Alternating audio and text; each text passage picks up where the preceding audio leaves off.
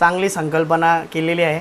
दादा किती वर्षापासून आपली ही संकल्पना आहे का हार नारळ आणि किंवा आपण जेव्हा दर्शनाला जातो हार आणि केले घेऊन जातो, काय फळं मिठाई घेऊन जातो, ते आपण घेऊन जातो पण ते कधी खात नाही, सर्वजण तेच घेऊन येतात, ते कधी फुकट जातात. पण दादांनी असा संदेश दिला आहे समाजासाठी आणि आपल्या हिंदू धर्माला देखील, जे जे जे गणपती बाप्पाचा स्थापना करतात त्यांना, का घरनं येताना तर तुम्ही हार नारळ नाही घेतात, त्याच पैशाने तुम्ही पुस्तकं किंवा पेन काही गरजू लोकांना आणि मुलांना ज्यांना गरज आहे त्यांना या गोष्टीचा आता तुम्ही वाटप करता.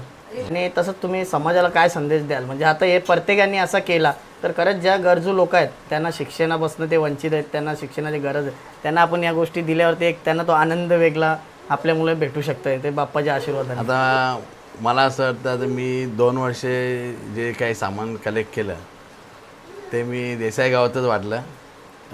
2023ला 90 विद्यार्थ्यांना मी साहित्य वाटप केलं. 4